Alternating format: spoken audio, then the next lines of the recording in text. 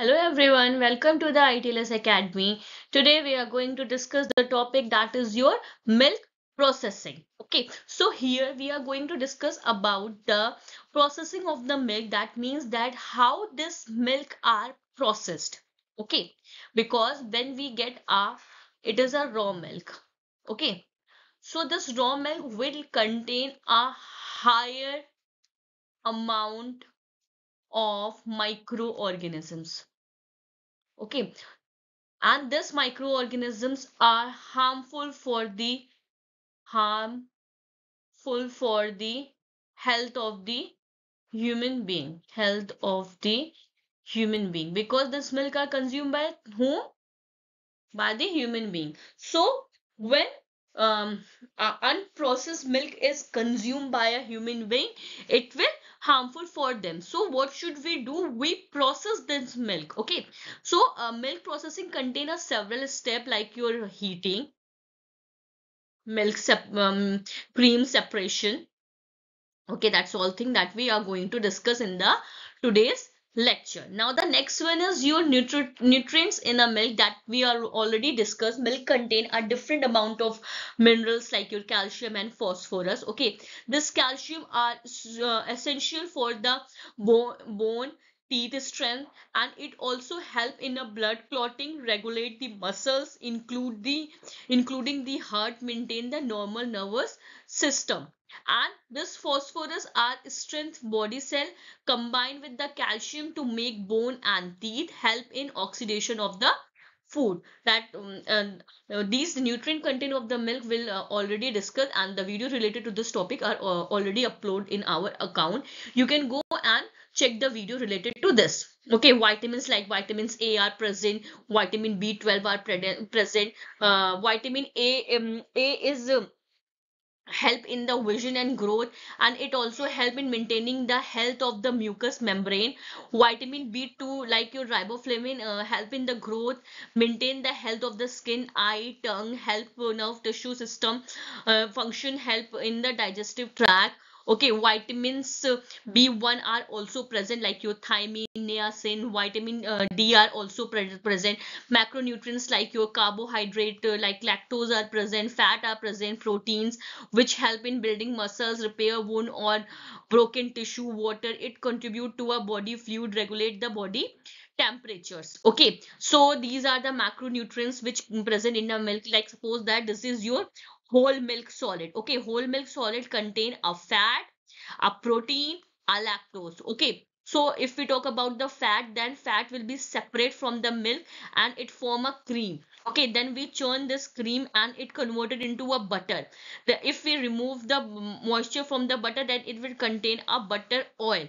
Okay, now this protein are like your casein or whey protein. Okay, then it will convert it into a hard cheese during the precipitation. Then this supernatant are called whey protein, then it is a whey. Okay, this casein are also converted into a cottage cheese. Okay, this lactose are also have a whey.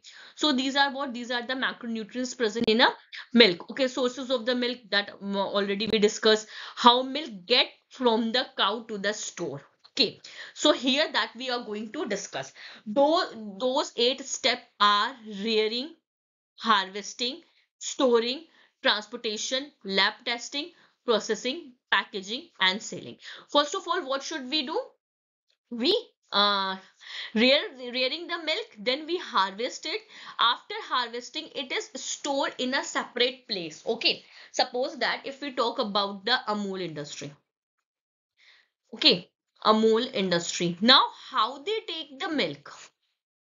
How they process the milk? How they get a bulk of milk? Because they have a smaller unit in our villages. Okay, or they have a farm in which the cows or buffaloes are there. So what they do, they get a milk from them and store it into a separate place. Now after storing it or after collecting the milk, this milk are transport to the main unit of the industry. Okay, now during the transportation, we have to take care that the temperature of the transport should be maintained. That is, it will be at the range of 0 to 5 degrees Celsius. Okay, now it will be in the range of 0 to 5 degrees Celsius. Now the second thing is that the transportation vehicle should be clean. It should be free from any type of rust. Okay, insects should not be there. So anything that will affect the quality of the milk will not be there in the transportation. Now then after that we have perform our lab testing. Okay, before accepting the milk we perform the lab testing, like we perform a fat content, we perform a protein content, carbohydrate content, minerals, vitamins, and along with it we also perform a microbial testing of the milk. Okay, and if this milk pass the accepted value of the industry, then at that case it will accept it, otherwise the milk will be rejected.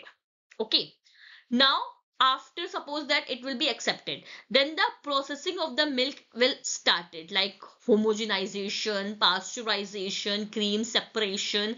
Okay, then all these processing are started, then milk should be packed under a packaging condition. Okay, so milk, the packet that use in a packaging material, that will be discussed in the packaging part. Then after that it will be sell to the seller.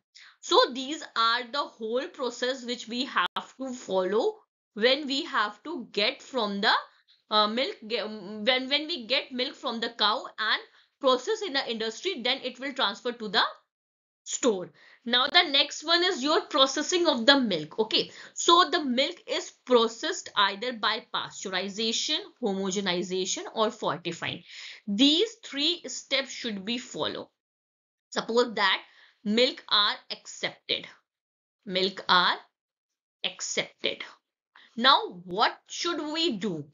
Now after that we have to perform these steps like pasteurization, homogenization, and fortifying. Now first of all we are going to discuss about the pasteurization. Pasteurization are named by our French scientist who is Louis Pasteur in 1860. Now in pasteurization what should we require? We require the temperature and time. Okay, this pasteurization are the temperature and time combination. Temperature and time combination. Okay, now suppose that if in a common language or in a normal pasteurization, what happened? We have give a milk temperature 63 degrees Celsius. Okay, and maintain a time 30 minutes. Okay, in that case, all the pathogenic microorganism will be killed. Okay, see, we all know that microorganisms are of two types, that is your pathogenic and spoilage. So in pasteurization, we only target the pathogenic microorganism, not the spoilage microorganism. And this pasteurization are heat and cool combination. Heating and cooling combination. Once we heat it, and after that what should we do? We have to cool it. Okay, we have to store into a 0 to 5 degrees Celsius, otherwise the growth of the microorganism will occur and it will be spoiled if we do not maintain the temperature. Now in our house what should we do? We pasteurize the milk at 63 degrees Celsius for a 30 minute. Okay, this is what? This is a low temperature, low temperature, high time concept. Okay, now the next one is your high temperature and low time concept, in which we increase the temperature 72 degrees Celsius and the holding time will be 15 seconds. Okay, when we hide the temperature, then the time will be shorter. it will come under a HTLT. Now see what is written in a slide. It is named for the French scientist Louis Pasteur. Okay, Louis Pasteur. It required temperature about 63 degrees Celsius and maintained for 30 minutes, or alternative heating to a higher temperature, that is 72 degrees Celsius, or holding time for 15 seconds. Here two things is there, LTHT and HTLT. That is low time and low time, high temperature, not and high temperature. And the second one is your high temperature and low time. Sometime in your exams this full form will be asked, and this is the full form of this. Now a higher temperature for a shorter period of time. So this is about the pasteurization, that is LTHT and HTLT. Now the next one is your ultra high temperature. It is also come under the category of pasteurization, that is UHT. That is your ultra high temperature or ultra heat processing or ultra heat treatment. Okay, in this concept what should we do? We high the temperature and it will reaches to 135 degrees Celsius. Okay, and the time holding time is only for 1 to 2 seconds. Okay, and it is extend the shelf life of the product is around 60 to 90 degrees Celsius. Okay, the product which we got from this, if it is the product that we got from the UHT will be stored at a 0 to 5 degrees Celsius. See, it is necessary when we performing the ultra high temperature or LTHT or HTST, but the storage of the food should be take place at a low temperature. Okay, then the product like your fruit juices, cream, soy milk, yogurt, wine, soap, honey, and stew. Okay, but there are some disadvantage of this UHT. Like this process can also cause the Maillard browning, and when Maillard browning are occur, then the taste and the smell of the dairy product will changes. Okay, now see what is written in a slide. Ultra high temperature processing or ultra heat treatment sterilize body by heating it above 135 degrees Celsius. The temperature required to kill spore in milk. Okay, when we give a ultra high temperature, then the spore of the microorganism will also also kill for 1 to 2 seconds. UHT is most for fruit juices, cream, soy milk, yogurt, wine, soap, honey, and stew. Shelf life is extended to 60 to 90%, 60 to 90 days. And disadvantage that the heat used during the UHT process can cause a Maillard browning and change the taste and smell of a dairy product. So this is the drawback of this UHT. Now the next one is now high temperature short time, that is your HTST or high temperature low time. Okay, HTST, high temperature short time, and it will also called a high temperature low time, that is HTLT. HTLT and HTST are same. HTST are what? High temperature short time, in which what should we do? We heat the milk around 72 degrees Celsius for a 15 second. Okay, and it avoid the disadvantage of the Maillard reaction. Okay, so an alternative process is HTST pasteurization, that is high temperature short time, in which the milk is heated to a 72 degrees Celsius for at least a 15 second. It avoid the disadvantage of last method, that is Maillard reaction. Okay, UHT have a disadvantage of occur due to it occur a Maillard reaction. So if we in the place of ultra high temperature, we perform a HTST, then this Maillard reaction will be avoided. Now the next one is your homogenization. In homogenization, accomplished by a mixing passive amount of harvested milk to create a constant, then force the milk at a high pressure through a small hole. Yet another method of homogenization are extruder, hammer mills or colloid mills to a mill solid. Milk homogenization is essential tool of the milk food industry to prevent the creating the various level of flavor and taste concentration. Okay, now the next one is your see, this is the homogenization process. This is your feed, this is your seed, impact ring, homogenized product. Okay, what should we do? We homogenize this product. Milk fortification. Milk fortification means that when we add more vitamins, minerals, or a protein into a food, then it is called what? It is called a fortification. Fortified are also applied when our nutrients include one or more naturally present in a food. In a United States, the Food and Nutrition Council of American Medical Association pronounced in 1939 the addition of no more than 400 IU of vitamin D per quart of milk in the interest of the public health. The marked decline in the prevalence of the rickets, a vitamin D deficiency disorder in USA, has been partially attributed to a vitamin D fortification of the milk.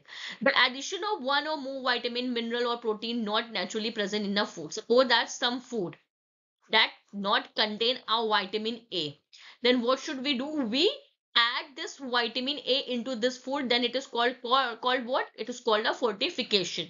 And this term fortified are also applied when added nutrient include one or more naturally present in a food.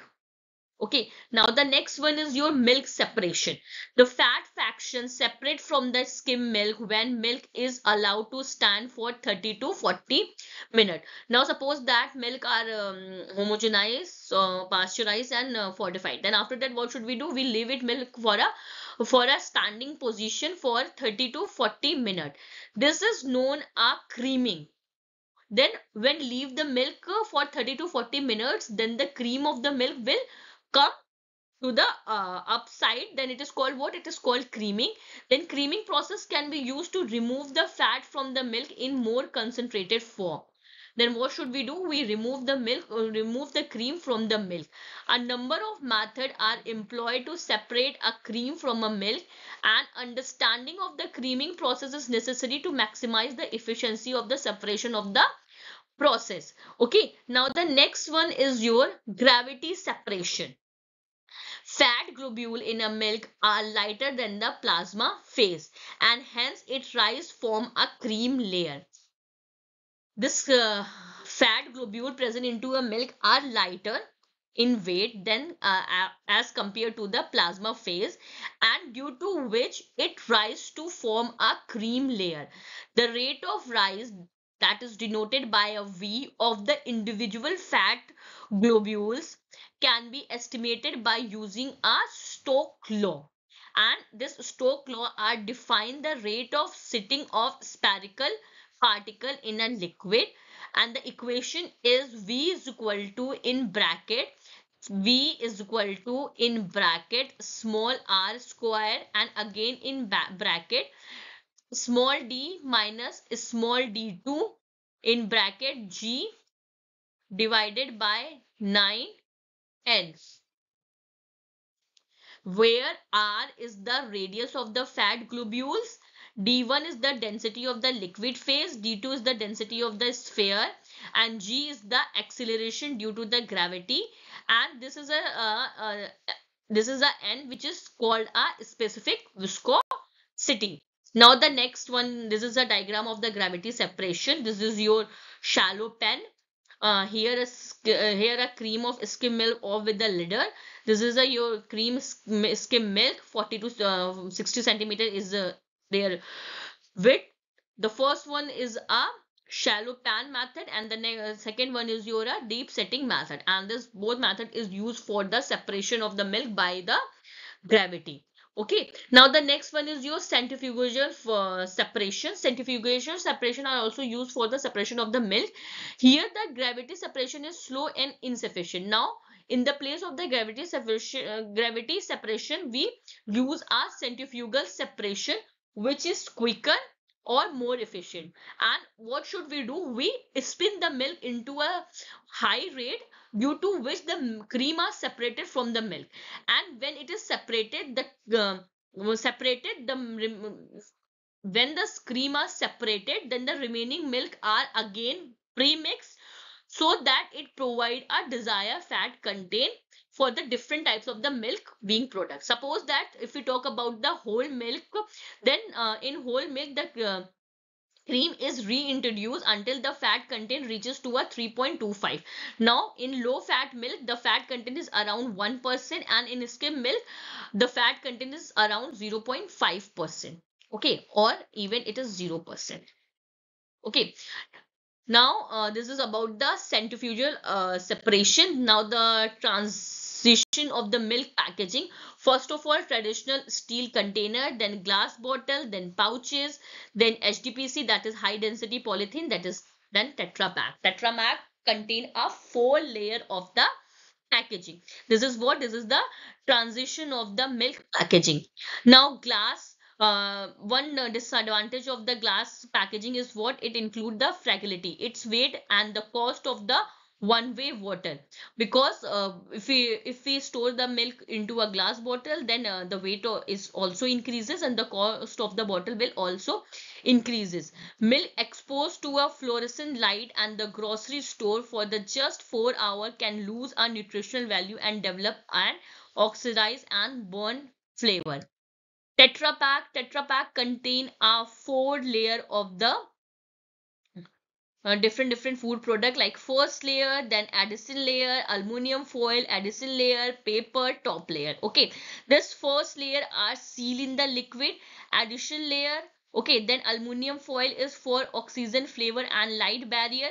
Then again addition layer, aluminum foil are covered with 2 layer, that is called a addition layer. Then paper is for the stability and strength, and top layer it protect it against the outside moisture, that is called a Tetra Pak. And if we store the product in a Tetra Pak, then the shelf life of the product is around 6 months.